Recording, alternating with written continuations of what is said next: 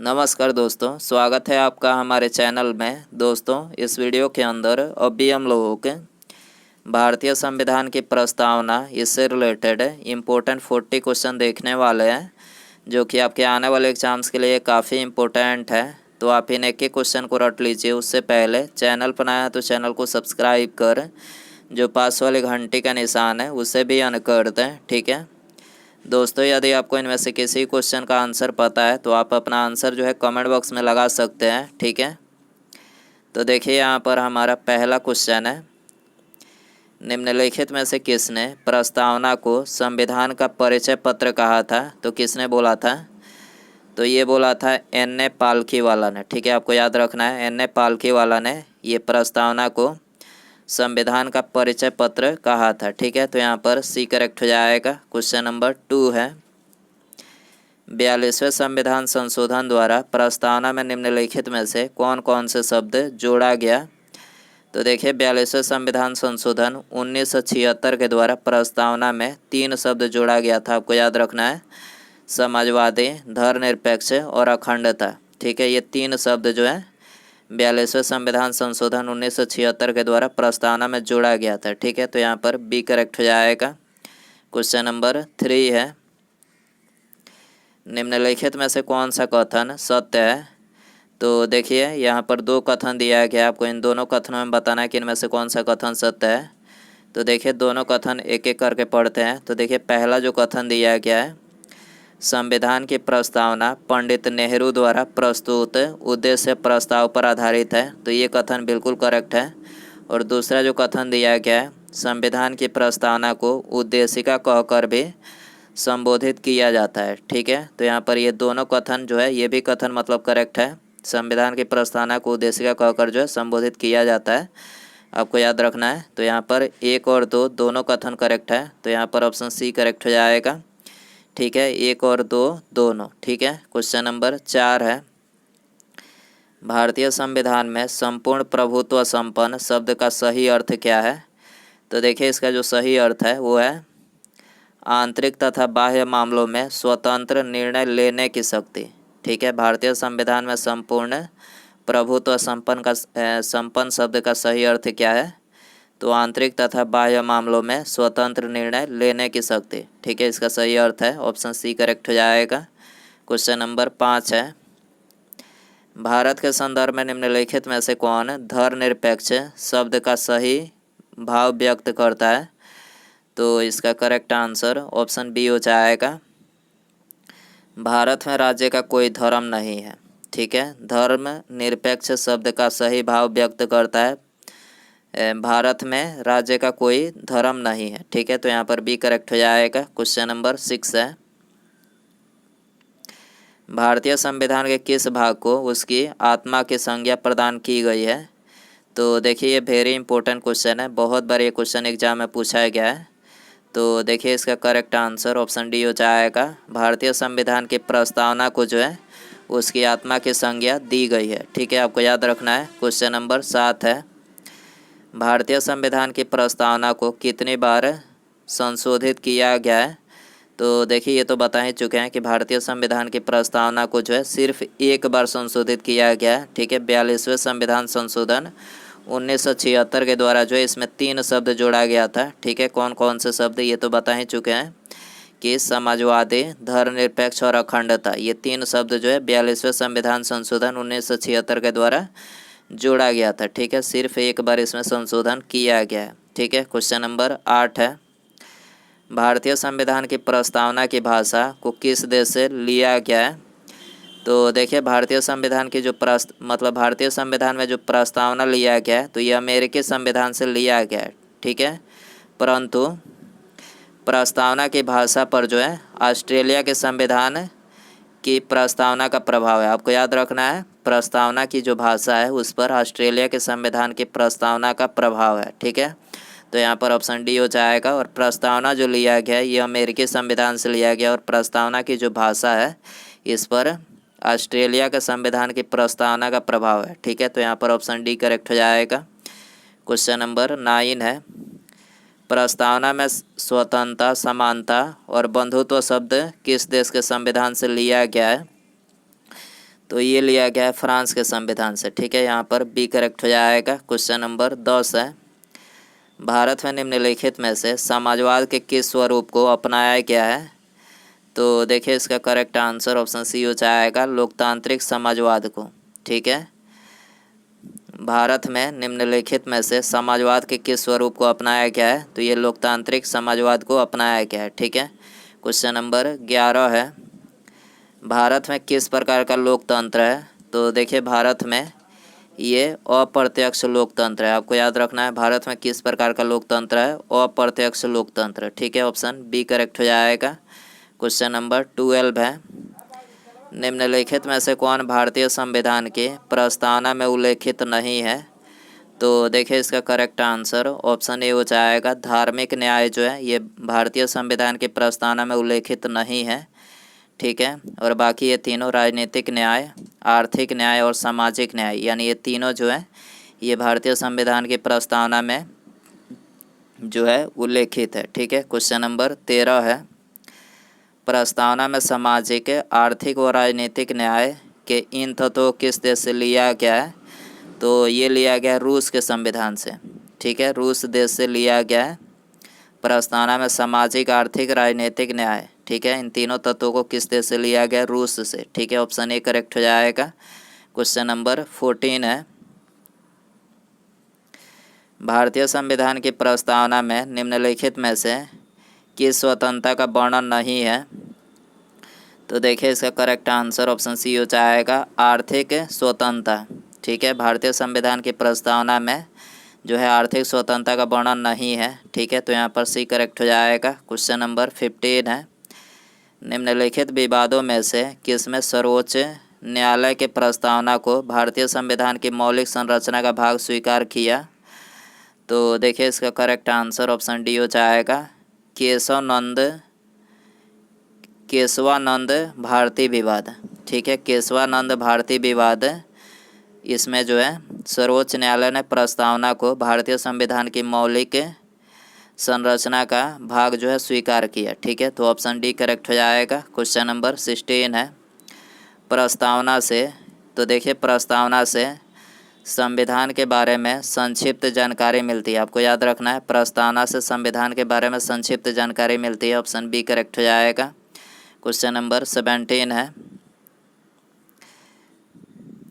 भारतीय संविधान की प्रस्तावना को हमारे संप्रभु लोकतांत्रिक गणराज्य का भविष्य फल किसने कहा? तो ये कहा था के.एम. मुंशी ने। आपको याद रखना है भारतीय संविधान की प्रस्तावना को हमारे संप्रभु लोकतांत्रिक गणराज्य का भविष्य फल किसने कहा? तो ये के.एम. मुंशी ने कहा था। ठीक है, ऑप्शन ए करेक्ट हो जाएगा। क्वेश्चन नंबर 18 है, सभी व्यक्ति पूर्णतः और समान रूप से मानव है, यह सिद्धांत जाना जाता है? तो यह सिद्धांत सार्वभौमिकता से जाना जाता है। ठीक है, सभी व्यक्ति पूर्णतः समान रूप से मानव है, यह सिद्धांत जाना जाता है, तो ये सार्वभौमिकता से जाना जाता है। ठीक है, ऑप्शन ए करेक्ट हो जाएगा। क्वेश्चन नंबर 19 है, राजनीतिक लोकतंत्र तब तक अस्थायी नहीं बन सकता जब तक कि उसके मूल्यों में सामाजिक लोकतंत्र नहीं हो, यह कथन किसका है? तो देखिए यह कथन बी.आर. अम्बेडकर का है। ठीक है, ऑप्शन सी करेक्ट हो जाएगा। क्वेश्चन नंबर 20 है, भारत के संविधान के निर्माताओं का मत निम्नलिखित है? तो ये होता है उद्देशिका यानी प्रस्तावना में। ठीक है, भारत के संविधान के निर्माताओं का मत निम्नलिखित में से किस में प्रतिबंधित होता है? तो ये उद्देशिका में होता है। ऑप्शन डी करेक्ट हो जाएगा। क्वेश्चन नंबर 21 है, संविधान की प्रस्तावना दीर्घकालिक सपनों का विचार है, यह कथन किसका है?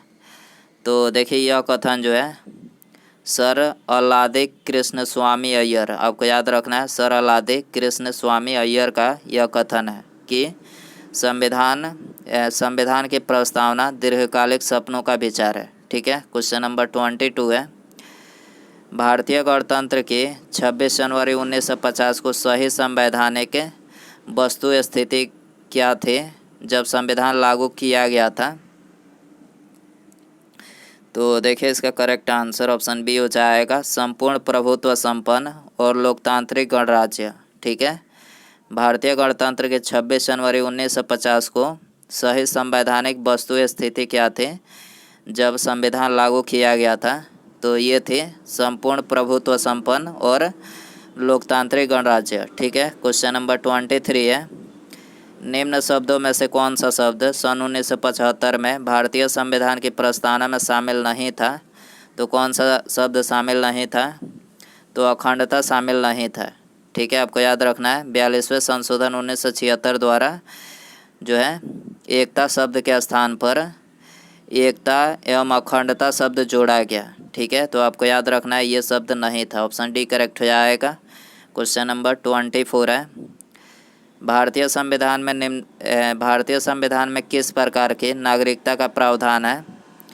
तो देखिए भारतीय संविधान में ये इकहरी नागरिकता का प्रावधान है। ऑप्शन ए करेक्ट हो जाएगा। क्वेश्चन नंबर 25 है, निम्नलिखित में से किस अनुच्छेद के तहत नागरिकता संबंधित प्रावधान का उल्लेख है? तो देखिए इसका करेक्ट आंसर ऑप्शन ए हो जाएगा। भारतीय संविधान के अनुच्छेद 5 से 11 तक के तहत जो है ये नागरिकता संबंधी प्रावधान का उल्लेख है। ठीक है, क्वेश्चन नंबर 26 है, निम्नलिखित में से किसे नागरिकता संबंधी कानून बनाने का अधिकार है?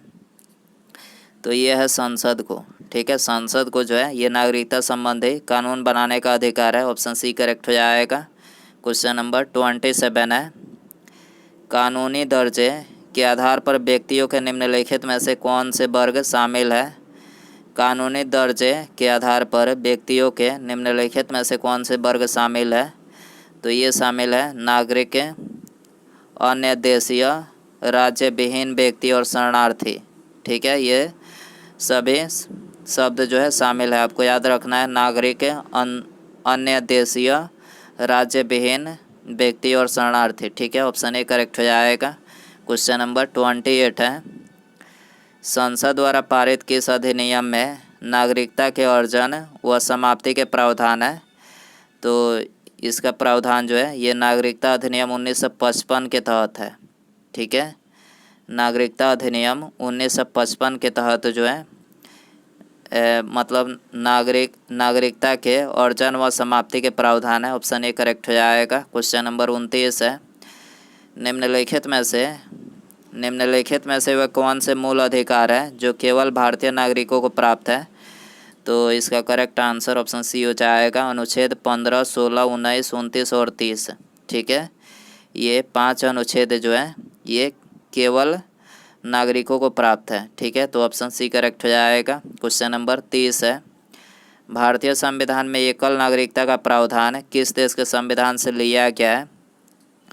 तो एकल नागरिकता का प्रावधान जो है ये ब्रिटेन के संविधान से लिया गया। ऑप्शन डी करेक्ट हो जाएगा। क्वेश्चन नंबर 31 है, निम्नलिखित किस अधिनियम के तहत केंद्र में द्विसदनात्मक विधायिका की स्थापना की गई है? तो ये की गई है 1919 के अधिनियम के तहत। आपको याद रखना है 1919 के अधिनियम के तहत जो है केंद्र में द्विसदनात्मक विधायिका की स्थापना की गई है। ऑप्शन बी करेक्ट हो जाएगा। क्वेश्चन नंबर 32 है, संविधान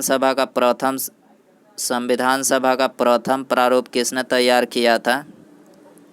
तो ये किया था BN राव ने। आपको याद रखना है BN राव ने संविधान सभा का प्रथम प्रारूप तैयार किया था। ठीक है, क्वेश्चन नंबर 33 है, उद्देशिका को संविधान सभा द्वारा अंतिम रूप से कब स्वीकार किया गया? तो अंतिम रूप से 27 अक्टूबर 1948 को जो है स्वीकार किया गया। ठीक है, ऑप्शन ए करेक्ट हो जाएगा। क्वेश्चन नंबर 34 है, भारतीय संविधान की प्रस्तावना में भारत शब्द का प्रयोग कितनी बार किया गया है? तो भारत शब्द का प्रयोग जो है ये 2 बार किया गया है। ऑप्शन बी करेक्ट हो जाएगा। क्वेश्चन नंबर 35 है, प्रस्तावना में वर्णित स्वतंत्रता, समानता और बंधुत्व के आदर्श प्रेरित है? तो ये प्रेरित है फ्रांसीसी क्रांति से। ठीक है, ऑप्शन सी करेक्ट हो जाएगा। क्वेश्चन नंबर 36 है, प्रस्तावना में वर्णित सामाजिक, आर्थिक और राजनैतिक न्याय का आदर्श कहाँ से प्रेरित है? तो ये प्रेरित है रूसी क्रांति से। ठीक है, ऑप्शन ए करेक्ट हो जाएगा। क्वेश्चन नंबर 37 है, राज्य के नीति निर्देशक सिद्धांतों में वर्णित समान नागरिक संहिता गारंटी देता है? तो ये देता है राष्ट्रीय अखंडता की। ठीक है, राज्य के नीति निर्देशक सिद्धांतों में वर्णित सामान्य नागरिक संहिता गारंटी देता है, तो ये राष्ट्रीय अखंडता की गारंटी देता है। ऑप्शन सी करेक्ट हो जाएगा। क्वेश्चन नंबर 38 है, संविधान के मौलिक कर्तव्य को किस विचार से शामिल किया गया?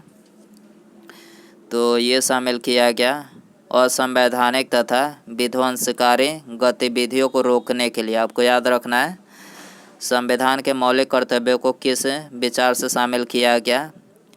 तो असंवैधानिक तथा विध्वंसकारी गतिविधियों को रोकने के लिए जो है इसको शामिल किया गया। ठीक है, ऑप्शन बी करेक्ट हो जाएगा। क्वेश्चन नंबर 39 है, भारतीय संविधान के किस अनुच्छेद के अंतर्गत राष्ट्रपति को अधिकार है कि वह किसी बिल पर अपनी सहमति रोक दे? तो किस अनुच्छेद के अंतर्गत मतलब तहत है? तो यह अनुच्छेद 111 के अंतर्गत राष्ट्रपति को अधिकार है कि वह किसी बिल पर जो है अपनी सहमति रोक दे। ठीक है, तो यहाँ पर ऑप्शन ए करेक्ट हो जाएगा। उसके बाद यहाँ पर हमारा अगला क्वेश्चन है, भारतीय संविधान का कौन सा भाग संविधान की आत्मा कहलाती है? तो देखिए, संविधान की आत्मा जो है किसको बोला जाता है? तो ये बोला जाता है उद्देशिका यानी प्रस्तावना को। ठीक है, आपको याद रखना है, उद्देशिका यानी प्रस्तावना को जो है ये संविधान की आत्मा कहा जाता है। ठीक है, तो यहाँ पर सी करेक्ट हो जाएगा। तो दोस्तों, ये थे प्रस्तावना से रिलेटेड इम्पोर्टेंट 40 क्वेश्चन।